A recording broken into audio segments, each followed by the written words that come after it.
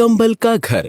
शहर में कोसों दूर एक छोटा सा गांव बसा था, जहां की आबादी बहुत ही कम थी। साथ ही गांव में रहने वाले ज्यादातर लोग बहुत गरीब थे, जो अपने छोटे और टूटे फूटे घरों में रहते थे। सर्दियों का मौसम शुरू हो गया था, जिसके कारण कड़ाके की ठंड पड़ रही थी।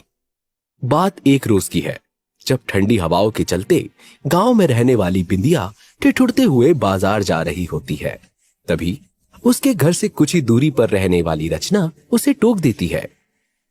अरे बिंदिया बहन, इतनी ठंड में कहाँ बाहर घूम रही हो? मुझे कोई शौक नहीं है ठंड में गांव भ्रमण करने का। वो तो घर में सब्जियां नहीं है, तो जरा बाजार ही जा रही थी। अच्छा, जब जा ही रही हो तो मेरे लिए 2 किलो आलू और 1 किलो टमाटर लेती आना। क्यों रचना, तुम्हारे पैर में मेहंदी लगी है क्या? अरे इतनी सर्दी में मैं बाजार जाकर तुम्हारे लिए सब्जियां लेकर आऊं? नहीं नहीं, मुझसे नहीं होगा। चलना है तो मेरे साथ चलो। हाँ हाँ, मेरा काम कर देगी तो घिस जाएगी ना। अरे क्या सोचने लगी, चलोगी या मैं निकलूं?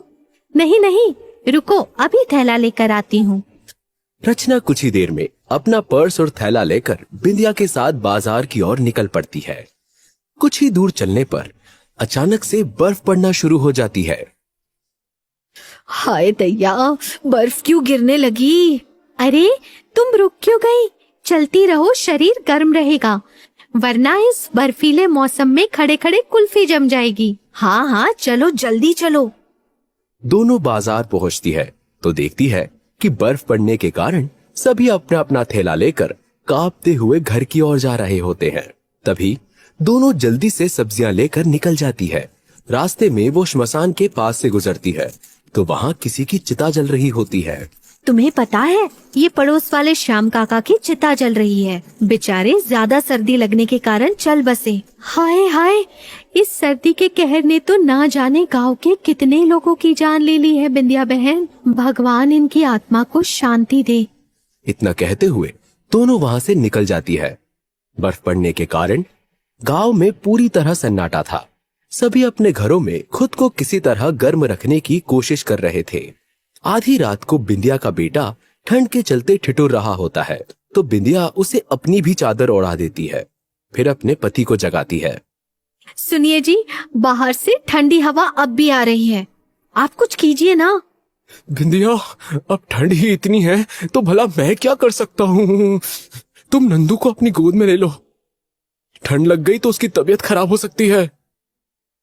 इस तरह तो हम ठंड से ठिठुरते ही रहेंगे। हमारे पास तो कंबल या रजाई भी नहीं है जिससे हमें ठीक से गर्माहट मिल सके। बिंदिया, सोने की कोशिश करो। अगले महीने जब पैसा मिलेगा ना, तो कम दाम में कंबल या रजाई लेने की कोशिश करूंगा।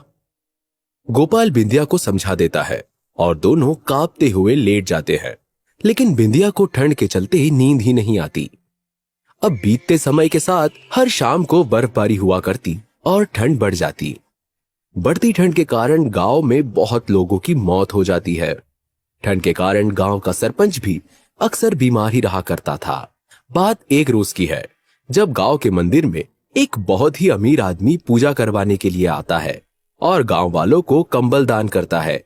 ये बात जब रचना और बिंदिया को पता चलती है तो बाकी गांव वालों के साथ वो दोनों भी भागी भागी मंदिर के बाहर आती है। अरे वाह, ये आदमी तो कितने सारे कंबल लेकर आया है। हाँ, तो खड़ी क्या हो, आगे बढ़ो, कहीं हमारी बारी आने तक कंबल खत्म ना हो जाए। नहीं नहीं, ऐसा नहीं होने दूंगी। कंबल तो मुझे चाहिए ही। वैसे भी सर्दियों के समय में कंबल की बहुत जरूरत होती है मेरे घर में। दोनों जाकर एक एक कंबल लेती है और कुछ देर बाद फिर से आकर और 2-4 कंबल ले जाती है। कंबल पाकर सभी गांव वाले बहुत खुश थे, क्योंकि गांव में बर्फबारी के चलते अक्सर ठंड ज्यादा हो जाया करती। अब शाम के समय फिर से बर्फ दोनों जाकर शुरू हो जाती है। एक तो गोपाल उन कंबलों में एक कंबल ओढ़ लेता है। अरे वाह, क्या कंबल है! ये तो बहुत गर्माहट दे रहा है। बिंदिया, भगवान इस अमीर आदमी का भला करे, इतना बढ़िया कंबल दिया है।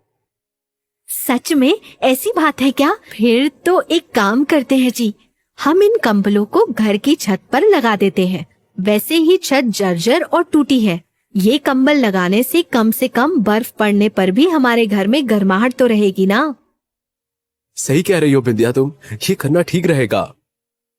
तभी गोपाल उन कंबलों को अपने घर की छत पर लगा देता है और उसकी देखा देखी बाकी गांव वाले भी ऐसा ही करते हैं, ये सोचकर कि उन्हें इस कड़कती ठंड में राहत मिलेगी। अब पूरे गांव के लोगों ने कंबल के घर बना दिए, जिससे कुछ दिनों तक तो सब कुछ ठीक ही रहता है, लेकिन घर में गर्माहट के चलते गांव के लोग आलसी हो जाते हैं और सारा दिन घर में ही कंबल की गर्माहट में रहने लगते हैं।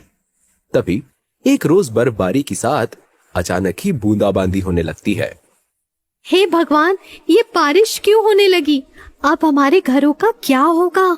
धीरे धीरे बारिश तेज हो जाती है और सभी के घरों के कंबल भीग जाते हैं और ठंड के कारण लोगों का बुरा हाल होने लगता है। बीमार सरपंच भी गांव की इस हालत से भली भांति परिचित था। ये लोग भी ना अपने मन की ही करते हैं, इस कंबल के घर की वजह से क्या हालत हो गई है इनके घरों की। सरपंच गांव के लोगों का हाल बेहाल देखकर हैरान था। तो वहीं अब कंबल के गीला होने से दिक्कतें आने लगी थी। तभी ऐसे हालात में रचना अपने पति से कहती है, सुनिए जी, इस गीले कंबल की छत के नीचे रहे तो शरीर के साथ साथ हमारी आत्मा भी कांपने लगेगी। हम ऐसा करते हैं कि घर की कुछ लकड़ियां जला लेते हैं, जिससे हमें सर्दी कम लगेगी और ये गीले कंबल भी जल्दी सूख जाएंगे। रचना का पति उसकी बात से सहमत होता है। कुछ लकड़ियां इकट्ठी करके घर में जलाकर रख देता है। उसकी देखा देखी बाकी गांव के लोग भी अपने घरों में गर्माहट लेने के लिए यही करते हैं। आधी रात तक सब ठीक रहता है, सभी सो जाते हैं, लेकिन अगली सुबह जब सब उठते हैं तो आग के कारण सबके घरों की छत जल चुकी होती है। हे भगवान, ये क्या हो गया? मेरा तो घर ही बेकार हो गया। अब इस कड़कती ठंड में हम कहाँ जाएंगे? पता नहीं हम गरीबों के साथ ही ऐसा क्यों हो रहा है। अब तो हमारे सिर पर छत ही नहीं रही। ये सब तुम लोगों के आलसपन का नतीजा है। सरपंच जी, आप ये क्या कह रहे हैं? बिल्कुल सही कह रहा हूँ। अरे कंबल के घरों में रहकर तुम सभी आलसी हो गए थे, घरों से बाहर निकलना भी बंद कर दिया था सभी ने। इतना आलस आ गया था तुम सबको, घर के अंदर ही आग जलाकर बैठ गए। अब उसी आग की लपेट में अपने घर की छत भी गवा बैठे। वो तो भगवान का शुक्र है कि आग लगने के कारण किसी की जान नहीं गई। सरपंच की बात सुनकर सभी अपनी हरकत के लिए शर्मिंदा थे। तभी गोपाल कहता है, हाँ सरपंच जी, हमारी ही गलती है, लेकिन अब हम अपने घरों को ठीक कैसे करें? घर की छत का होना बहुत जरूरी है, इसलिए सभी आलस छोड़ो और जंगल चलो लकड़ियां काटने के लिए, ताकि अपने घरों की छत को मजबूत बना सको। सभी गांव वाले सरपंच की बात से सहमत होते हैं और अपने अपने औजार लेकर लकड़ियां काटने के लिए जंगल की ओर निकल पड़ते हैं। सभी लकड़ियां काटना शुरू करते हैं और सभी के मिलकर काम करने के कारण बहुत सारी लकड़ियां इकट्ठी हो जाती है। लगातार काम करने के कारण लोगों को सर्दी के समय भी पसीना आने लगता है, तो लोग अपने स्वेटर उतार देते हैं। अरे स्वेटर क्यों उतार दिया आपने? ठंड लग जाएगी आपको। नहीं, मैं ठीक हूँ, वैसे भी अचानक से शरीर में गर्मी होने लगी। ये होता है मेहनत करने का फायदा। जब तुम लोग कंबल के घरों में आराम से बैठे थे, क्या तुमने तब ये गर्मी का एहसास किया था? नहीं ना, क्योंकि बैठे रहने से इंसान को और सर्दी लगती है। इसलिए सर्दियों के मौसम में अपने शरीर को गर्म रखने के लिए हमें आलस छोड़कर फुर्ती से काम करना चाहिए। सरपंच जी बिल्कुल सही कह रहे हैं। ये कंबल का घर हमें आलसी बना रहा था। अब हम अपने घरों की छत को इन लकड़ियों से और मजबूत बना देंगे और कंबल के भरोसे नहीं रहेंगे। वैसे भी हम ये भूल गए थे कि कंबल ओढ़ने के लिए होता है, ना कि घर बनाने के लिए। चलो, फिलहाल तो ये लकड़ियां लेकर हमें गांव चलना चाहिए। अंधेरा होने से पहले घर की छत भी तैयार करनी है। सभी लकड़ियां लेकर गांव पहुंचते हैं और लकड़ियां जोड़कर अपने अपने घरों की छत को तैयार करने लगते हैं। सभी मिलकर खूब मेहनत करते हैं और सभी के घरों को एक मजबूत और नई छत मिल जाती है। और इस तरह गांव के सभी लोग आलस करना और कंबल के भरोसे रहना छोड़कर अपने काम करने पर ज्यादा ध्यान देने लगते हैं, जिससे उन्हें सर्दी के कारण ज्यादा दिक्कत ना हो।